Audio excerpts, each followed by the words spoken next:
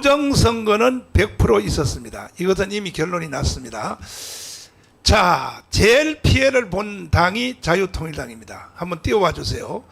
이게 빵표 나온 지역이 73곳이야. 그 다음에 한 표 나온 지역이 100석이야. 이거 뭐 위로 띄워요. 위로 띄워봐요.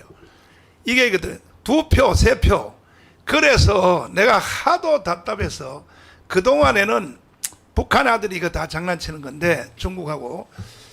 그래서 그동안에는 우리가 법적으로만 싸웠어요. 지난 4.15 총선 이후에 4년 동안 싸웠는데 이건 도저히 안 되겠다. 이거 받아들일 수가 없다. 왜냐하면 우리는 가문의 조직이 전국으로 다 돼 있잖아요. 전국에. 에? 선거구별로 실행위원장이 딱 장악하고 있죠. 그 다음에 또 동네별 3,518개 동대표를 세워서 대표만 세운 것만 아니라 우리는 끊임없이 훈련을 해왔다고요. 3,518개. 돈을요, 작년 1년 동안 예산을 1,000억을 들어가면서 훈련을 해왔다고. 그런데 전국에 동대표들이 다 있는데 빵표가 나왔다. 빵표. 이래서 이게 이번에 우리가 일주일 동안 전수조사를 했어요. 했더니 지금 이제 드러났습니다. 드디어. 이제 이봉규 대표님이 제일 기뻐할 시간입니다. 네. 드러났는데 세상에 빵표 나온 지역에서 20표가 더 찍었다고. 가서 증명서까지 띄워온 사람이야. 나 여기서 투표했다는 거 증명서 띄워달라. 띄워주더라고 그게요. 그리고 부산의 금정구라든지 그 다음에 광양에 있는 그 제2투표소 거기서 빵표인데 거기서 지금 30명도 더 나왔어. 네. 지금 우리는요 전라도고 뭐고 간에 전국에 조직이 다 돼 있잖아요. 더 웃기는 것은 뭐냐면 여기서 저기 하남 있죠. 하남. 네. 하남의 추미애 지역에서 투표를 하려면 주민등록증 내야죠. 그 다음에 투표인 명부에 사인해야죠. 해서 그러면 투표 2장을 받아서 하나는 지역구, 하나는 정당 투표를 받아서 투표를 한 그 투표 그 나중에 계수한 숫자가 사람 처음에 들어간 숫자보다 어떤 데는요 120%가 더 많이 나왔어. 아니 선거를 접수해서 들어간 사람 숫자보다가 개표한 숫자가 120%가 더 나온 지역도 있고 전국에 한두 군데가 아니요. 그러면 우리 이봉규 대표님부터 제일 여기 열받아 있으니까 이거 부정투표 한 거 이거 어떻게 해야 돼요? 부정선거는 이건 증거가요. 이건 말고도 너무 안 돼. 이건 이제 우리가 선택과 집중을 못했다. 그러니까 자유통일당도 마찬가지예요. 정광훈 목사님도 오늘 이 방송을 이제 와서 부정선거를 안 하고 선거에 대해서 부정선거가 저거부터 시작인데 다른 거 이거 소용이 없는 거예요. 저거를 해놨는데 저거에서 결과가 뒤집어졌는데 자유통일당이 빵표가 나왔는데 윤석열이 어쩌다 한동훈이 어쩌다 뭐가 어쩌다 백약이 무효고 논의할 게 없는 거를 우리는 논의하고 있었단 말이에요. 이 마찬가지로 정부도 지금 그렇고 선관위가 왜 저렇게 선관위하고 대법원하고 같은 조직이잖아요. 그리고 오늘 나온 뉴스 보세요. 북한에서 드디어 군 장성까지 이메일 싹 해킹해 갔어요. 며칠 전에 나온 뉴스에 법원 1테라바이트 정보 싹 빼갔어요. 그 전에 작년에 나온 거 국정원에서 선관위 8번 북한에서 해킹했다. 아니 이 나라가 됐는데 모든 길은 하나입니다. 외통수. 부정선거 못 밝히면 이 나라는 끝이고 북한에 넘어가는 거예요. 쟤네는 아니 무혈 먹을 수 있는 게 부정선거인데 무혈 지금 거의 다 먹었어요. 지금 먹었잖아요. 이재명으로 지금 먹었잖아요. 다음 대통령 선거로 판 끝내려고 그러는데 부정선거만 안 하면 100번을 해도 소용없습니다. 부정선거만 하면 다른 거 필요 없이 이걸로 판 끝냅니다. 그러니까 부정선거만 잡으면 되니까 윤석열 대통령한테 압박을 해서 부정선거 수사해라. 증거는 이미 다 나와 있으니까 여기서 말할 것도 없어요. 그러니까 그 게임 끝나는 거예요. 그럼 300명 다시 선거 시작합니다. 하나만 말씀드릴게요. 3개월 안에? 3개월 안에. 하나만 말씀드릴게요. 사전선거 봉투에 넣습니다. 관내 사전선거. 그렇지. 봉투에 넣잖아요. 오스트리아에서 봉투 뚜껑이 요게 열렸어요. 이게 닫혀야 되는데 열린 게 5장이었어요. 대통령 선거입니다. 5장. 이 안에 내용과 상관없이 선거의 무결성이 위배됐다. 선거 다시. 이야. 근데 우리나라는 소쿠리가 수십만 장 나오고 예미 뭐 CCTV 오는 게 뭐 다 나오고 저런 거 선거인 명부 다른 게 다 나오고 자유통일당 뭐 다 나왔는데도 그냥 왜? 선관위 조직하고 대법원 조직이 같으니까 재판 가봐야 소용없으니까 저지랄을 하는 거예요. 다시 말해서 자유일보하고 자유통일당이 자유일보가 자유통일당 까겠습니까? 그렇지. 조선일보가 TV조선 까겠어요? 그렇지. 같은 조직인데? 그렇지. 아이 안 된다니까. 이제는 때려 부시는 수밖에 없어요. 저 신혜리 대표님. 예. 이제 저 부정선거는 100일하에 다 드러났어요. 제일 큰 게 뭐냐면 투표인 숫자보다가 나중에 투표 그 결과 숫자가 더 많단 말이야. 예. 어떤 거는 120%가 나왔단 말이야. 예. 이거는 사람 미치는 거 아니에요, 이거? 아 유령이 있잖아요. 죽은 사람이 와서 투표. 그런데 이제 대책을 이거 어떻게 해야 되겠어요, 이거요? 이 국민의힘이 네. 사실 제가 이제 박대출 의원하고 함께 이제 입법을 했습니다. 네. 근데 이제 뭐 그게 이제 통과가 안 된 건데 수개표, 대만식 수개표. 그게 네. 정답이야. 그 방법뿐이 없다. 그런데 이번 선거 과정에서도 상당 부분 수개표를 해야 된다는 말들은 나왔지만 실행을 못하는 이유가 이준석이가 뭐 부정선거 얘기만 했다고 하면은 정신병자 취급을 했단 말이에요. 그래서 국민의힘 내에서도 상당수가 부정선거에 대해서 함부로 말할 수 없는 분위기가 있고 이번에 한동훈 비대위원장도 사전선거 직인 날인과 관련해서 이걸 문제를 삼았는데 어느 순간 또 뒤로 빠져가지고 그거를 또 실행을 못 시켰단 말이죠. 그래서 저는 부정선거 논란은 끊임없이 제기되고 사회 혼란까지 가중되고 있다. 그렇다면은 저희가 이제 부정선거의 진실 규명 작업도 작업이지만 중요한 거는 수개표 선거로 갈 수 있는 운동도 병행해야 된다. 예, 그래서 이제 대만식으로 하면 돼. 네, 국민의힘의 상당수 의원들을 설득해서 수개표 방식으로 선거를 치를 수 있게끔 우리가 입법 활동을 분명히 해야 되고 자유통일당이 거기에 좀 많은 부분 신경을 써야 되는데 일단 벌어진 부정선거를 국민들에게 어떻게 더 잘 알리냐, 문제의식을 어떻게 주냐 이것도 굉장히 중요한 거거든요. 다 알고 있어요. 지금 60% 이상 다 알고 있는 게 여론조사 나왔어요. 여론조사에서 이제 부시느냐 안 아니, 부시느냐지 이제. 아직까지 부정선거라는 부분에 대해서 부셔야 더 심각하게 국민들이 인식할 수 있을 정도로 우리가 활동을 더 해야 되지 않을까. 네. 예, 이런 이것을 우리는 이번에는 그냥 넘어갈 수가 없어서 전수조사를 하기 위하여 아주 미개한 방법으로 전국의 투표소가 14,000곳입니다. 14,000곳별로 위원장을 세워가지고 우리는 재투표를 했어요. 이번 한 주일 내내 했습니다. 재투표를. 와서 자유통일당을 찍은 사람은 이름하고 전화번호를 써달라 했더니 100%다 부정선거가 14,000곳에서 다 부정선거가 이루어진 증거가 뭐냐 하면은 자, 고 박사님 먼저 번에 선거한 것이 지방자치선거 한번 했잖아요. 했을 때 그때는 지방자치선거 때는 부정선거를 안 했어요. 북한 애들이 해킹을 안 한 이유가 뭐냐 하면은 그 지역에서 투표한 숫자 있죠. 그 비율 하고 그 다음에 저 사전투표 있죠. 사전투표가 지역의 투표가 이긴 사람이 뒤에 사전투표도 그대로 이긴 거야. 지방 유일하게 먼저 번에 그 지방자치선거에서만. 그런데 이번에는 보니까 지방 현지 투표 지역의 투표는 다 이겨놨는데 뒤에 그 먼저 투표 사전투표 있죠. 사전투표가 개봉되니까 이게 거의 90%가 뒤집어진 거야. 전라도 빼고. 어떻게 보십니까?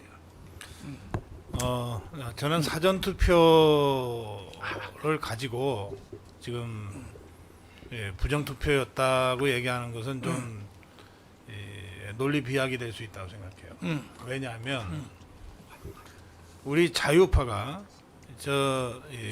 민주당 그 종북 주사파들은 사전 투표에 올인했어요.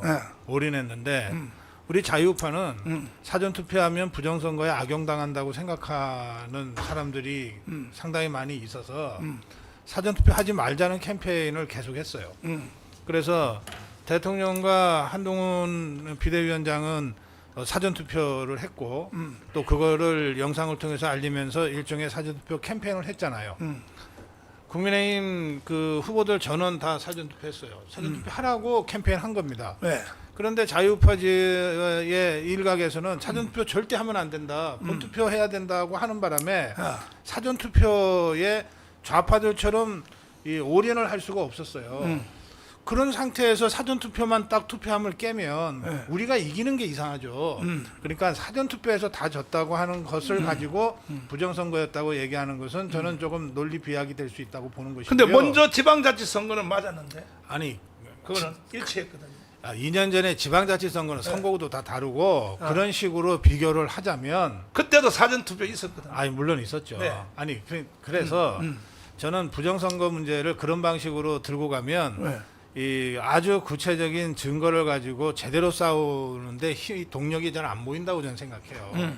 이거 보세요. 우리 한국 현대사에서 정말 200명 가까이 목숨을 잃어가면서 정권을 교체한 게 1960년 4.19 혁명이잖아요.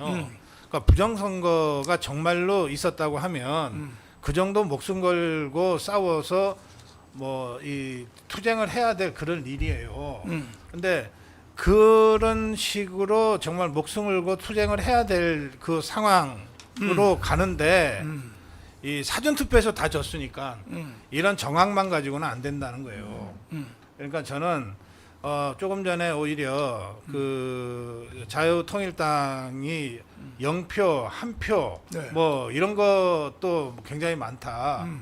라고 하는 것이 근데 그걸 오히려 우린 저는 전수조사를 했더니 예, 그러니까 다 그거- 뒤집어진 예, 거야. 그것은 저는 네. 정확한 상당한 근거를 갖고 우리가 추진할 수 있고 네. 또 그걸 가지고 우리가 그 사법부에다가 선거함 투표함 보전 신청을 한다든지 네. 하는 방식으로 싸움을 해나갈 수 있다고 생각해요. 이미 다 해놨거든요. 아니, 그러니까 네. 뭐 해놓으신 거 제가 알아요. 음. 그거 하고 음. 사전 투표에서 다 졌다. 이거는 뭐 뭘 갖고 사법적인 그 투쟁을 합니까? 그러니까 저는 전두환 정권 때 이 감옥살이 국가보안법으로 감옥살이까지 갔다 온 사람이에요. 예? 그 지금 뭐 이 투쟁을 제가 검대서 이렇게 제가 말씀드리는 게 아니고 하려면 제대로 해야 된다. 그런데 이거는 우리 몇 사람들끼리 모여서 소리 지를 게 아니라 전 국민적인 부정선거 규탄 투쟁으로 가야 되는데 그렇게 하기 위한 구체적인 증거들이 조금 더 확보될 필요가 있고 네. 사법적 절차들이 먼저 이루어져야 된다. 그 말씀이고요. 네. 다음에 또 한 가지 사실은 우리가 정말 중요하게 판단돼야 될 부분이 있어요. 자, 지금 부정선거를 하면 누구를 상대로 하는 겁니까? 북한을 상대로 합니까? 아니죠. 그럼 누구를 상대로 합니까? 이재명을 상대로 합니까? 첫째는 대통령에 대해서 상대. 그러니까 이게 자유파가 윤석열 대통령한테 부정선거 책임을 물어서 부정선거를 했다 그러면 퇴진을 요구할 수밖에 없어요. 아니 그 책임을 묻는 게 아니라 이걸 밝혀 달라는 거지. 아니 그러면 밝혀달라고 청원을 하면 그렇죠. 그건 좋아요. 뭐 윤석열 대통령한테 수사를 해달라 하고 할 수 있는데 그러면 상대가 있는 거 아닙니까? 상대가. 그렇죠. 아니 투쟁이라고 이건 하는 무조건 게 중앙선관위죠.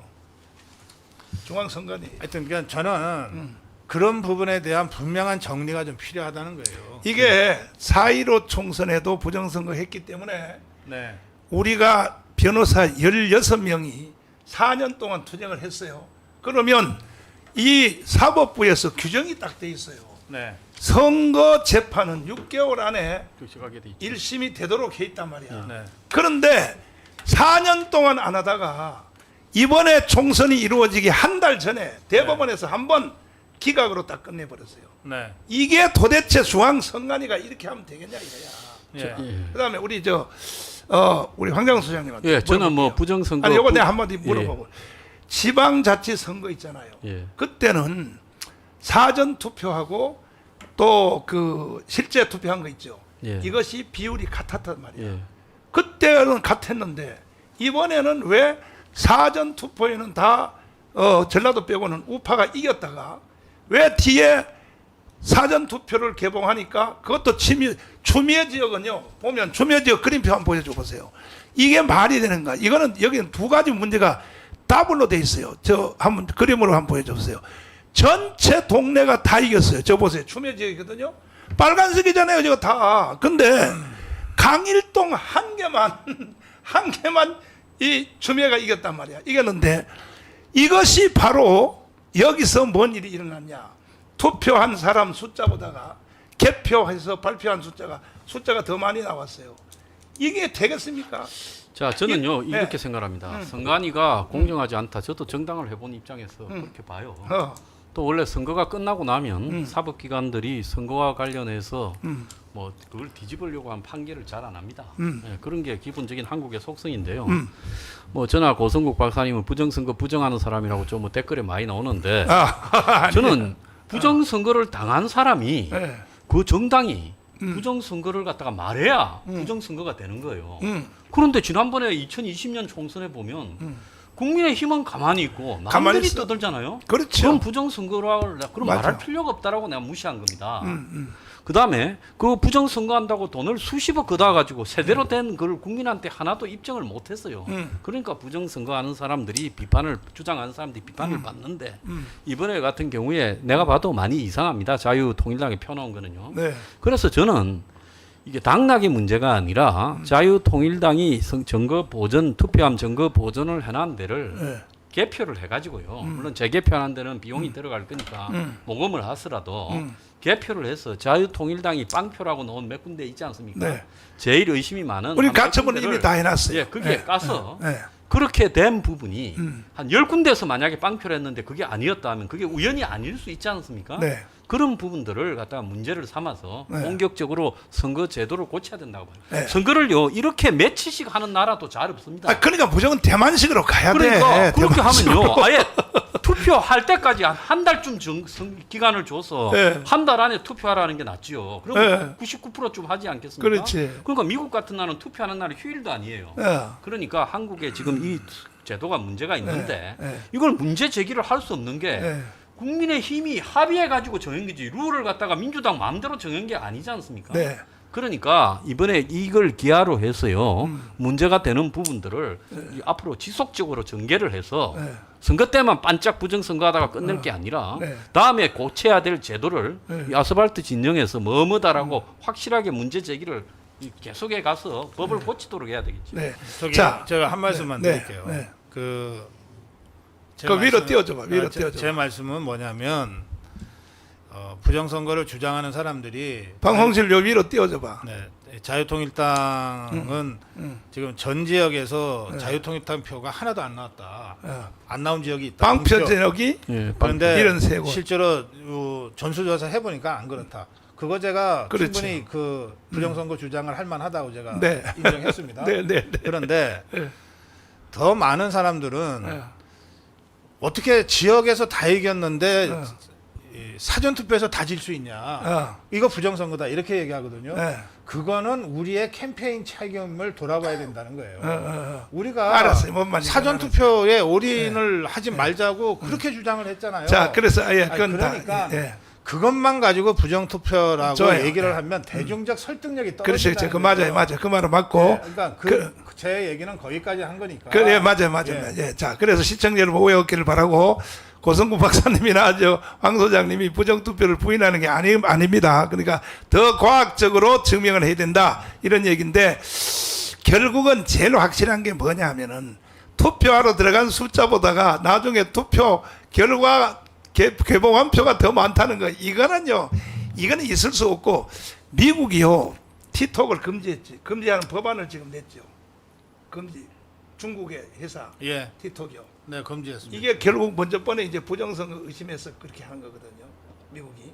그러니까 미국까지도 중국과 북한이 조작을 한다 하는 의심 때문에 티톡을 민주주의 사회에서 어느 회사가 남의 나라 회사가 와서 그걸 니들이 강제로 팔어 이런 데가 어디 있냐고요. 그러니까 미국도 이미 벌써 여기에 노이로제가 걸려 있고 이런 상태인데 물론 이제 대책은 딱 정해져 있어요. 뭐냐?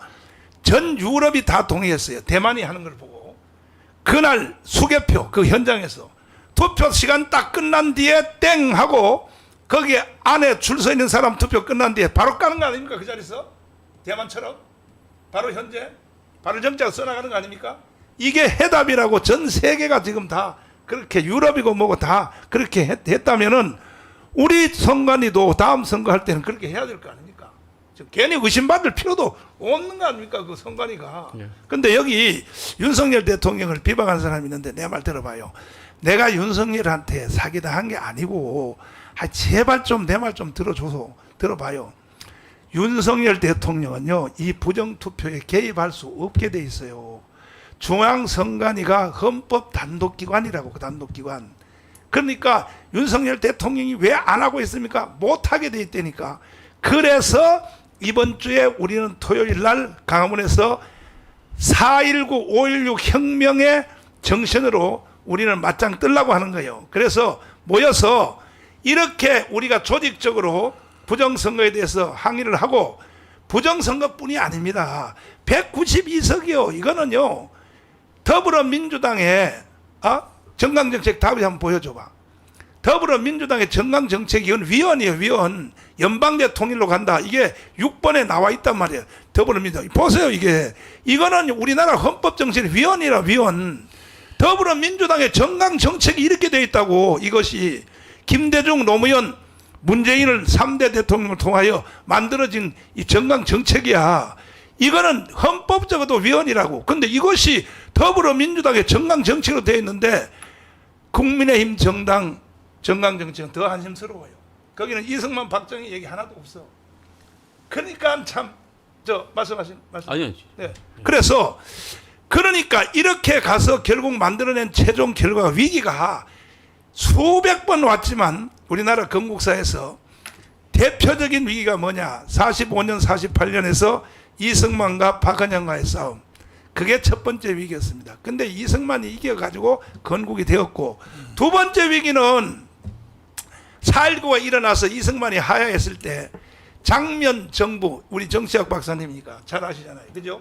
그 1년도 못했죠. 장면 정부. 네. 그때 개판이 됐잖아요. 나 그때 초등학교 1학년이었었거든.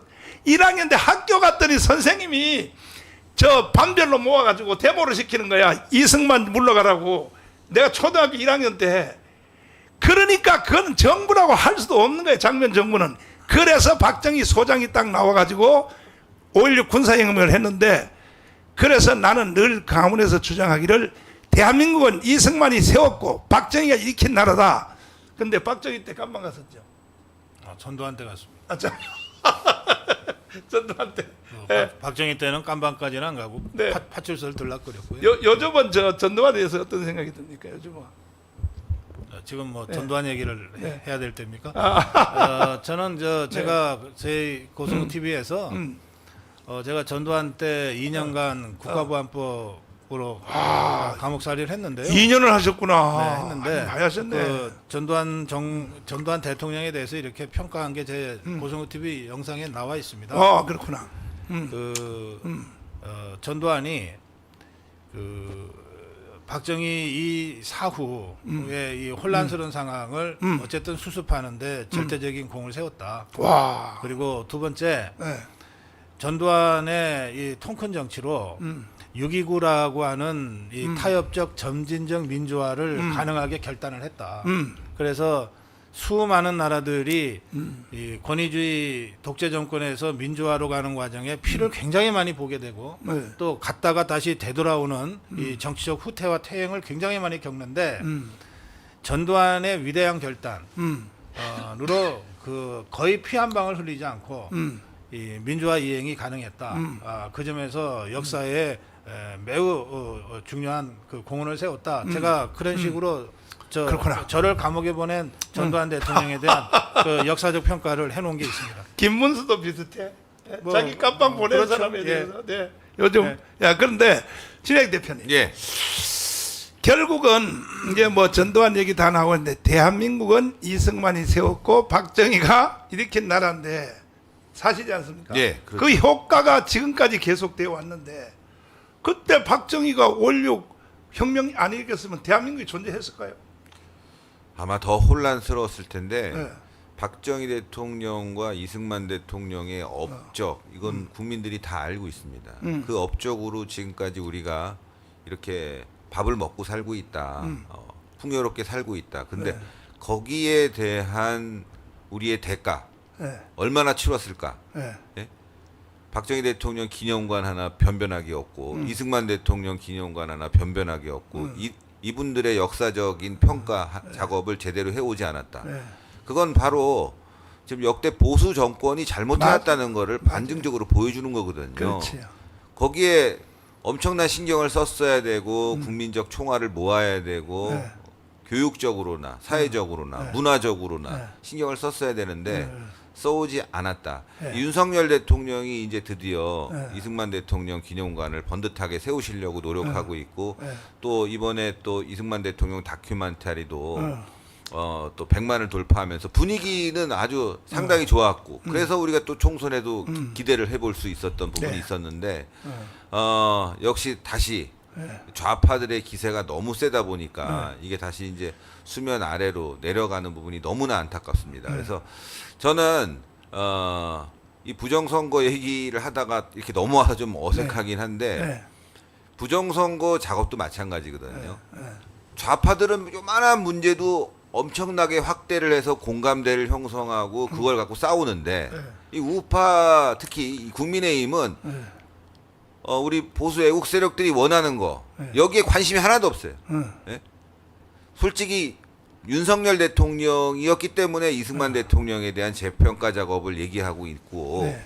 국민의힘이 먼저 주제를 들이밀고 이거 같이 함께하자 한 적이 없습니다. 부정선거도 마찬가지고. 그렇지. 그래서 저는 다시 한번 결론적으로 말씀드리지만 국민의힘은 이제 소명이 다 대한민국 역사에서 사라져야 될 집단이 아닌가. 그전 저는 그 집단이라고 봅니다. 그러니까 국민의힘으로 변경되든 뭐 그 이름을 다른 거로 바꾸든 국민의힘은 이제 대한민국 역사에서 사라져야 될 집단으로 우리가 규정을 하고 새롭게 보수 우파가 살아날 수 있는 방법을 이제부터 도모를 해야 된다. 그 중심에 자유통일당이 있고 또 그 중심엔 우리 광화문 애국 세력이 있다.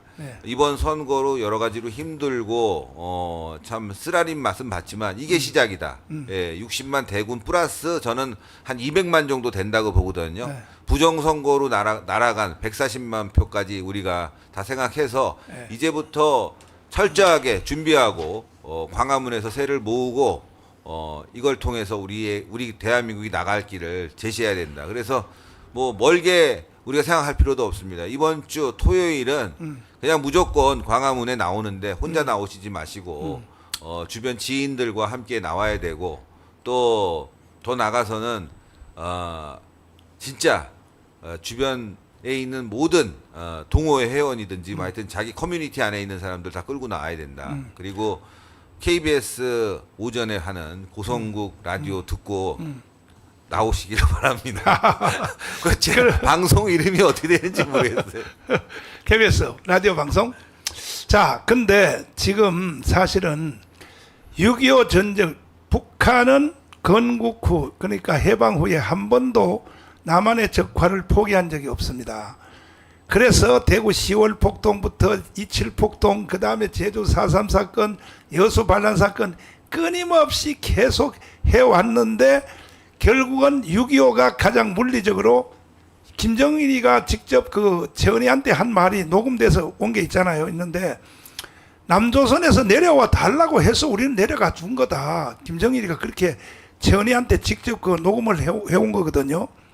그런데 이제는 물리적인 전쟁은 불가능하니까 남한 안에서 북한 정부를 세우는 것으로 바꿔서 통합당 사건, 민중당 사건 계속하여 추진했고 제일 가까이 했던 게 이석기 정당 했는데 이번에 이루어진 이재명 정당은 이석기 정당보다가 더 강해진 것 같아요. 어떻게 생각하세요? 이제는 이재명의 일당이 되었고요. 네. 이재명이는 뭐 다 우리가 아시다시피 그 2010년에 성남시장에 갈 때 이 주사파하고 연대를 해서 성남시장에 당선되고 또 많은 자리도 주지 않았습니까? 네.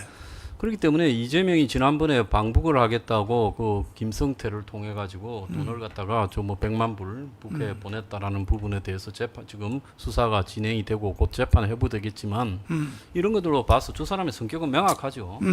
근데 지금 좌파는 결국은 한국의 박정희, 이승만까지를 포함한 모든 역사를 부정합니다. 부정해. 그 이전에 이제 좌파나 구민주당은 공과를 갖다가 뭐 07과삼이라든지 이런 식으로라도 부분적으로 인정하는데요.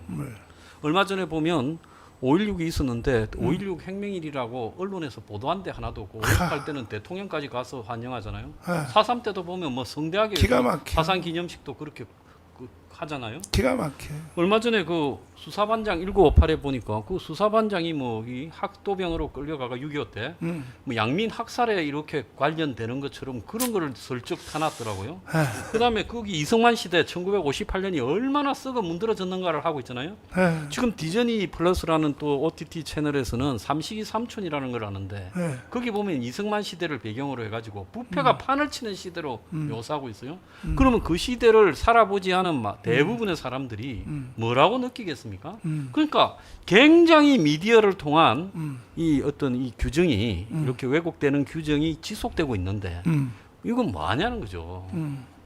재밌는데 좀 전에 황 소장님 말씀하신 그 드라마 보면서 저도 우연치 않게 봤거든요. 뭐 주식 사기를 치고 막 이러는데 그 형사 하나가 그걸 잡으려고 하더라고요. 근데 상식적으로 한번 생각해 보시죠. 그렇게 부정이 판치고 공권력이 말이죠. 대통령 주변 사람들이 부정을 저지르는데 형사 하나가 그거 어떻게 잡습니까? 말도 안 되는 주제를 가지고 뭐 수사반장이니 뭐니 해갖고 이제 드라마를 만들었는데 또 거기에 또 최불암 씨가 잠시 등장합니다. 아마 그 전반적인 내용을 모르셨던 것 같아요. 그래서 참 이 문화가 썩어도 이렇게 썩었고 역사를 왜곡해도 이렇게 왜곡할 수가 있냐.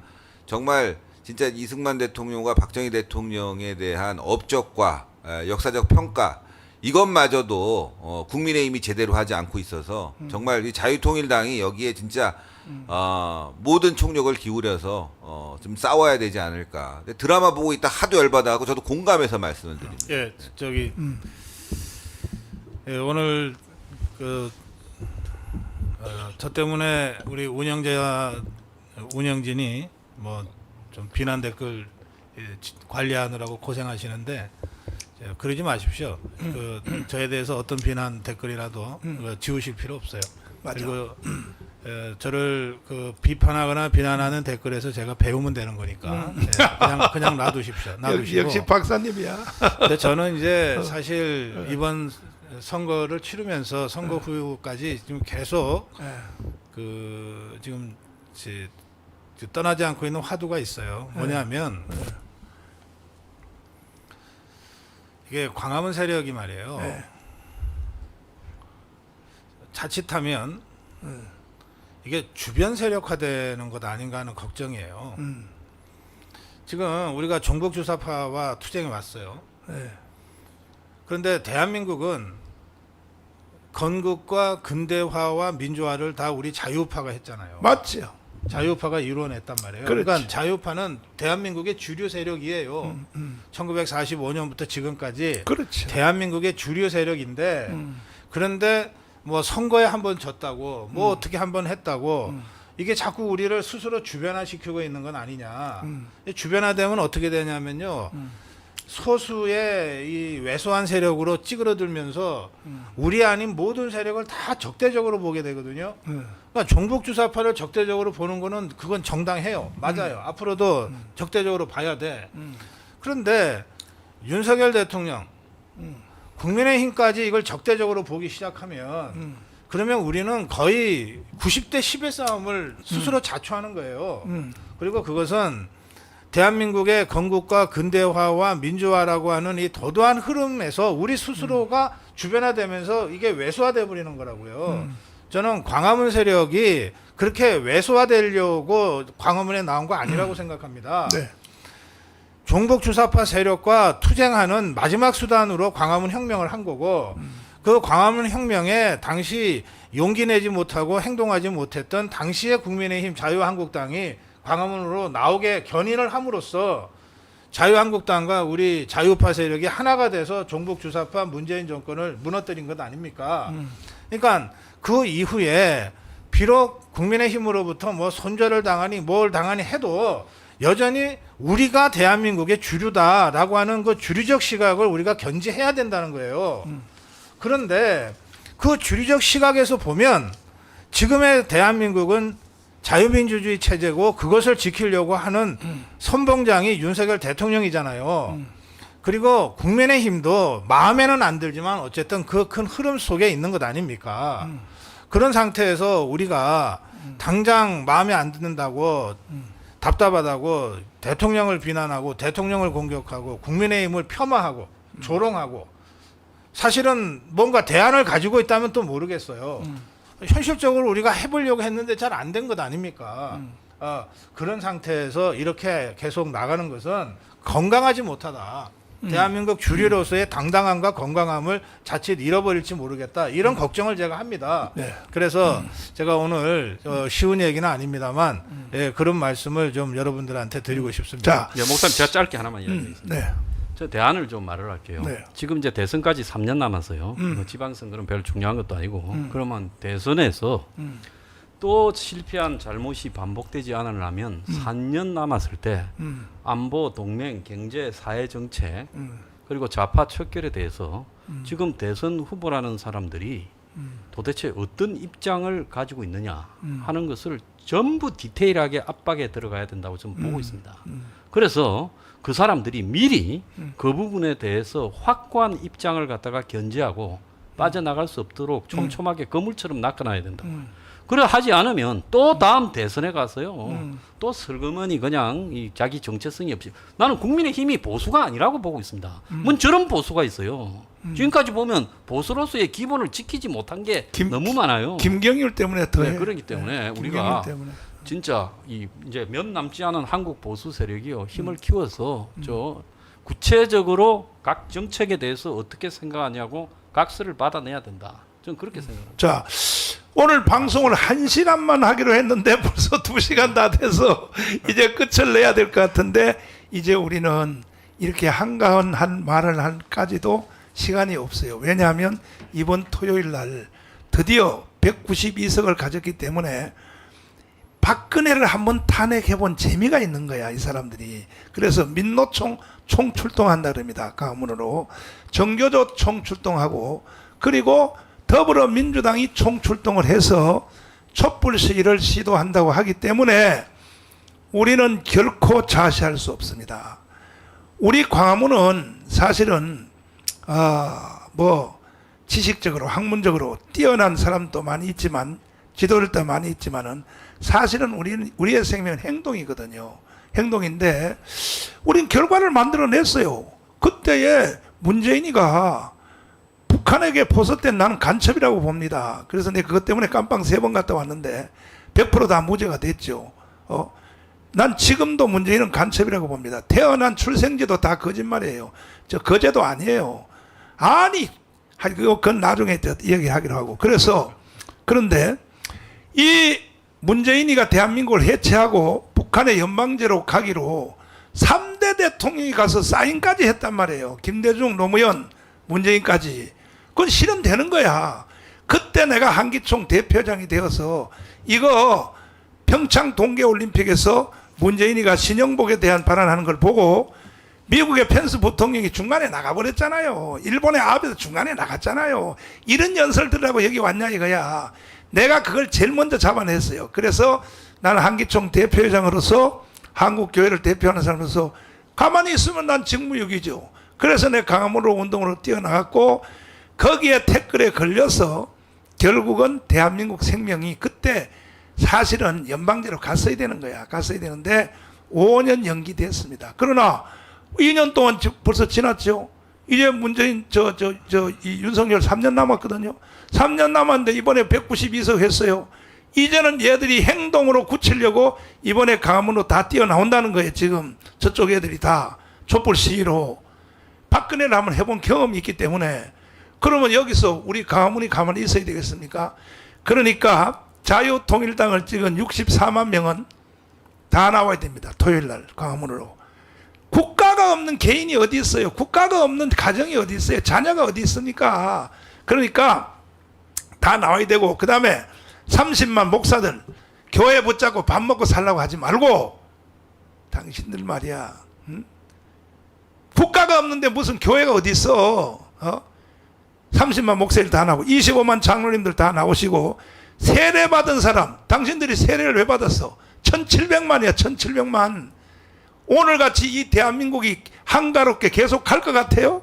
아니 연방제로 한번 가봐요. 북한의 연방제로 가면 교회가 어디 있고 여러분 세례교인들이 어디 있어.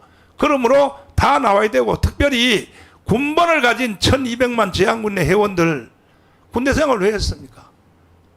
군대 생활을 결국 끝에 가서 대한민국을 북한한테 갖다 바치려고 군대 생활 3년 고생하고 했습니까? 아니잖아요. 군번을 가진 사람들은 1200만, 함께 사는 부인들 2500만, 자녀들까지 3000만. 나라가 있어야 있는 거죠. 여러분이 생각할 때에 아이 정강훈 저 새끼는 말이야 맨날 뻥만 쳐 겁만 줘가지고 말이야 우리를 협박해가지고 강문으로 나오게 하려고. 두고 보세요. 내 말대로 되나 안 되나. 쟤들은 행동에 들어갔다고. 이미 법적으로는 192석 만들어 놨어요. 근데 법 가지고는 안 돼요. 그러니까 행동하기 위해서 이번에 강문으로 나오니까 우리들도 행동으로 제압을 해야 됩니다. 그래서 전체가 다 뛰어나와서 일단 나라를 지켜놓고, 그 다음에 뭐 정치도 있고, 그 다음에 뭐 교회도 있고, 그 다음에 있는 거지. 아니 지금 연방제로 북한에 가면 북한에 교회가 있어요. 지금 북한에 말도 안 되는 거예요. 자, 이제는 마무리 한마디 좀 하시고, 너무 시간을 길게 해가지고 마치려고 했는데 황장수 대표님부터 마지막 발언. 나라 네. 참으로 위기에 놓여 있습니다. 네. 자, 우리가 이제 차분하게요. 무엇을 해야 될 것인가를 갖다가 이제 다져야 되는데, 중요한 거는 우리는 뭐 여태까지 국가를 위해서 아무런 힘이 없었던 사람입니다. 저나 시청자분이나요. 그런데 정말 힘을 가진 사람들, 그래서 윤석열 대통령 이하 국민의힘 전부 이 위기를 적당히 넘어가려 하지 말고 자신부터 이 위기에 맞서 싸우겠다라고 결심을 하기 바랍니다. 그러면 아마 아스팔트 보수도 전부 동참해서 이 헌정이 중단되지 않고 지켜내자라는 이런 쪽으로 의견을 모을 수 있을 것 같아요. 그래서 지난번에 그 메신저 사건, 또 무슨 뭐 박영순이 양정철 사건, 이런 이야기가 근처에서라도 나오면 안 된다는 겁니다. 자, 고성 박사님 마지막 말씀도. 이긴 다음에는 자주 안 만나도 돼요. 근데 지면 그렇지. 만나야 되거든요. 맞아. 왜 졌는지를 네. 정말 냉정하게 해부하고, 그렇지. 그리고 그걸 넘어서야 되기 때문에. 네. 그래서 저는 이번 선거 직후에 이 자유우파 5대 유튜브들이 급하게 만나야 되겠다고 생각을 했는데, 네. 그래 실제로 연락도 제가 드렸죠. 네. 네, 그런데 모임이 자꾸 늦어져서 네. 사실은 좀 걱정이었습니다. 네. 많이 좀 늦었지만 네. 그래도 오늘 네. 우리 정강훈 목사께서 네. 이렇게 5대 유튜브 네. 함께 하는 네. 자리를 만들어 주셔서 감사드리고요. 네. 이렇게 시작하는 거죠. 음. 네, 오늘 아주 좋은 자리였습니다. 네. 고맙습니다. 최 대표님. 예, 선거 전에는 이제 국민의힘과 갈등을 하면은 분열된다 이랬는데 선거 끝났습니다. 앞으로 4년 동안 선거가 없죠. 물론 뭐 지방선거는 좀 있지만 저는 4년 동안 우리 광화문 세력이 우리의 모습을 찾아야 된다. 세력을 더 키워가야 된다고 봅니다. 이건 분열이 아니거든요. 지금 국민의힘은 할 수 있는 역할이라고 한다면은 개헌 저지선, 개헌을 막는 역할 이외에는 아무것도 할 수 없다. 네. 예, 뭐든지 할 수 없는 정말 한심한 그런 당이다. 네. 예, 역할이 없습니다. 다만 윤석열 대통령은 앞으로 해 나갈 일들이 많죠. 네. 예, 국민의힘이 윤석열 대통령 도와주는 건 박수 치는 일뿐이 없습니다. 솔직히 뭐 입법 활동을 제대로 할 수 있겠습니까? 윤석열 대통령에 대한 특검이라든가 여러 가지 탄핵이라든가 이런 걸 막아내는 부분에 있어서 제대로 된 역할 지금 하고 있냐? 당에서 지금 오늘 최상병 특검 얘기 나왔는데 뭐 당에서 일부는 뭐 손들어서 최상병 특검 통과시켜야 된다. 뭐 이따위 소리나 내고 있습니다.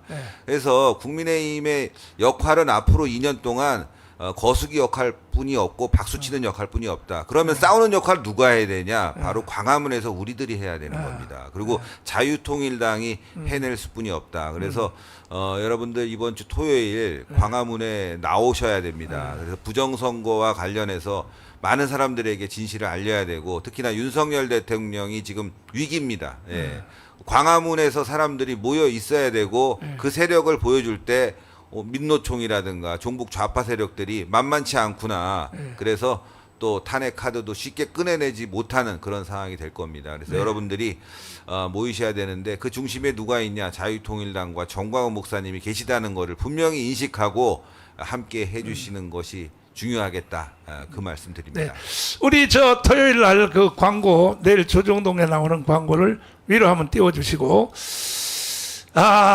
이제 5.16 혁명 정신으로 광화문에 총집결하자 이제 이렇게 됐는데 한국 근대사에 이승만의 그 45년부터 48년까지 그 다음에 박정희의 그 5.16 혁명 이것이 대한민국을 유지시켜 왔는데 이 정신으로 내일 광화문에 저 토요일 날 총집결해 주시고 오늘 같이 이렇게 5대 유튜브에 이 방송을 한 달에 한 번씩은 꼭 진행을 하도록 내가 우리 대표님들한테 요청해서 진행을 하도록 하겠습니다. 그리고 물론 내가 또 이제 각 유튜브에 내가 출연해 가지고 내가 거기 가면 이제 나는 이제 공격적으로 가는 거니까 이제 거기 가면 고성국 TV님이 수비를 해야 되고 내가 공격을 해야 되니까 나 불러주시고 또 저 한강수 저 대표님 TV도 저를 불러주시고 신혜희 대표님은 뭐 내가 언제든지 간다 그러면 언제든지 오라고 강사 하니까 바로 뭐 강건도 네. 그래서 내가 유튜브를 쭉 다니면서 저는요 목표가 자유통일입니다. 자유통일 수비가 아니에요. 수비가 그냥 대한민국을 지키자가 아니고 이것도 윤석열 대통령 임기 안에 통일을 하자. 나한테 찾아온 이 사회수석한테 이렇게 말했어. 나는 윤석열 대통령 임기 안에 자유통일을 해야 된다. 그리고 특별히 트럼프가 11월 달에 대통령 선거되면 주한미군 뺀다 그런다. 뺀다고 공식 선언을 했잖아요. 그때가 오기 전에 우리가 자유통일을 먼저 해내자고 내가 나한테 찾아오는 수석들한테 강력하게 이제 이야기를 했는데 대통령님한테 전달이 됐는지 안 됐는지 그것도 모르고 하여튼 간에 우리는 저도 뭐 인생 살 만큼 다 살았고 이제 아무리 길게 살아도 나는 10년 이상은 못 살 것 같아. 내 몸 상태를 봐서. 그래서 인간으로 태어나서 목사가 돼가지고 또 광화문에 내가 총사령관이 돼서 자유통일 못하고 내가 하늘나라 가면 예수님이 천국에서 받아주겠어요?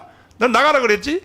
그래서 나는 자유통일에다가 전체 인생을 걸고 진행을 하고 또 유튜브를 내가 쭉 다니면서 계속 국민들을 사실 저 자유우파 이 유튜브 지금 5개 유튜브가요 국민들을 계몽하는 거예요. 누가 계몽합니까? KBS가 합니까? KBS 가시게 됐으니까 계몽하게 생겼네. 그 다음에 조정동이 합니까? 누가 계몽합니까? 국민들을 도대체가 이것으로 방송을 이제 마치고 또 다음 시간에 여러분들을 뵙도록 하겠습니다.